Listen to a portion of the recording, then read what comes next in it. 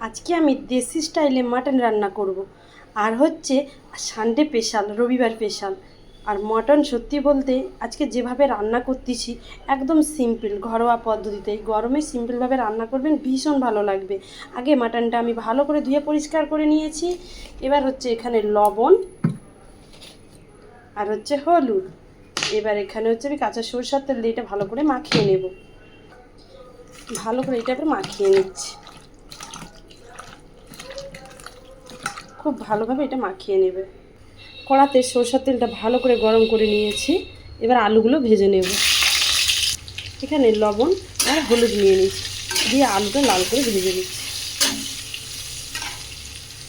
এদিকে মশলাটা করে নিচ্ছি। গোটা জিরে নিয়ে নিয়েছি, আদা নিয়ে নিয়েছি, রসুন, কাঁচা লঙ্কা, শুকনো লঙ্কা, কিছুটা পেঁয়াজ।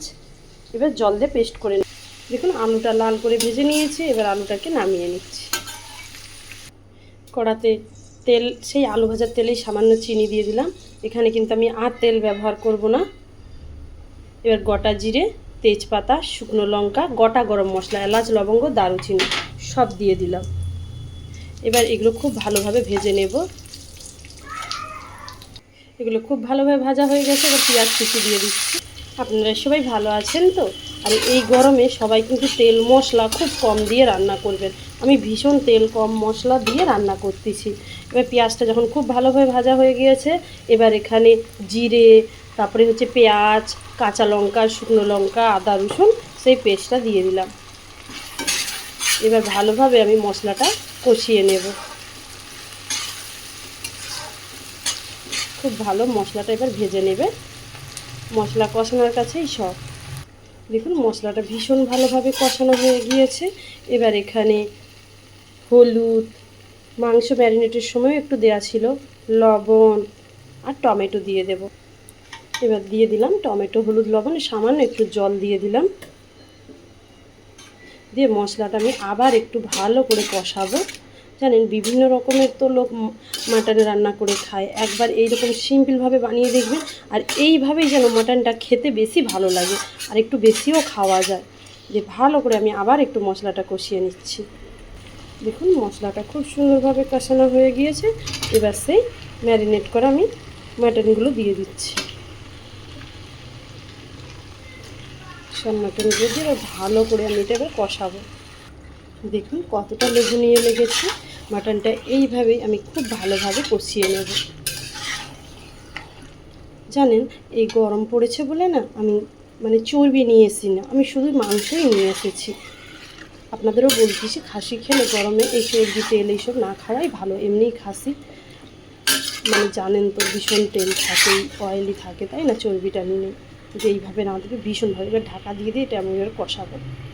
এবার এটা আমি ঢেকে দিচ্ছি। জানেন কারেন্টটা চলে গিয়েছে বারবার। আজকে এত গরমে না, প্রচণ্ড গরম, কারেন্টের ডিস্টার্ব হচ্ছে। মাংসটা আমি অনেকবার ঢাকা খুলে খুলে কষিয়ে নিয়েছি। আবার এই যে আলুগুলো দিয়ে এটা আবার কষাবো। এবার আলুগুলো দিয়ে ফুলের লাইট জ্বেলে এই করা হচ্ছে। এই যে ভিডিও করতে, সত্যি একটা ভিডিও করতে কতটা যে কষ্ট লাগে। এই দেখুন আবার আমি ঢাকা দিয়ে দিচ্ছি। এবার এই গরম মশলাটা বেটে নেব। এলাচ নিয়েছি, লবঙ্গ আর দারুচিনি। মাংসটা একটু কষানো হয়ে গিয়েছে ভালোভাবে, আমি একটু গরম জল দিয়ে দিচ্ছি। এবার এটা ঢাকা দিয়ে দেব। আমি কিন্তু আর জল দেব না, আপনারা যেমন পরিমাণে খাবেন তেমন পরিমাণে দেবেন, পরিমাণে বুঝে শুনে দিবেন। এই দেখুন আমার গরম মশলাটা বাটা হয়ে গেছে, এবার নামিয়ে নেব। এই দেখুন বাটা মশলা দিয়ে কতটা সুন্দর কালার হয়েছে। আপনাদের আমি একটা কথা বলি, যে কারেন্ট চলে গেছে, সত্যি বলতে কারেন্টটা অনেকক্ষণ ধরেই আসেনি। তার জন্য আমি এখানে এক্ষুনি নামিয়ে এই গরম মশলা বাটাটা দিয়ে দিচ্ছি। আপনারা যদি কেউ মনে করেন এরপরে একটু হালকা, একদম গরম আছে তো, গরম মশলাটা দিয়ে কেউ যদি মনে করেন একটু ফুটিয়ে নেবেন গরম মশলা দিয়ে, তাও কিন্তু ভালো লাগবে। দেখুন কতটা সুন্দর হয়েছে। আজকে কিন্তু আমার শুধু এই রান্নাটাই করেছি, সত্যি বলতে না আজকে মানে অনেক রবিবার মানে কত কাজ থাকে বলো তো। এবার এই বাজারে গিয়েছি, ঘরে ধোয়া কাচা করেছি, আমাদের ঘরের সামনে দিঘি তো, এবার ধোয়া কাচা করে টোরে এনে রেখে বাজার করে এসে এই যে রান্না করলাম, সেজন্য আজকে একটাই রান্না আপনাদের আমি দেখালাম। আর আমার রেসিপি আপনাদের কেমন লাগে সেটাও কিন্তু আপনারা জানাতে ভুলবেন না। আর আপনারা সবাই কিন্তু সাথে থাকবেন, কারণ আপনাদের সত্যি বলতে ভালোবাসা না হলে না আমরা কোনো মতেই এগিয়ে যাব না সত্যি বলতে। আর কেমন হয়েছে আপনারা দেখে বলুন। আর এতটা সুন্দর সত্যি বলতে গন্ধ বেরিয়েছে না, আপনাদের আমি বলে বোঝাতে পারবো না। একবার কিন্তু আপনারা বাড়িতে অবশ্যই এইভাবে দেশি স্টাইলে রান্নাটা করে দেখবেন।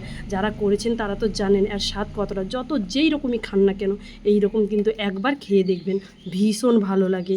আর আমার যদি এইরকম রেসিপি আপনাদের ভালো লেগে থাকে, আপনারা সবাই ভালোবাসেন।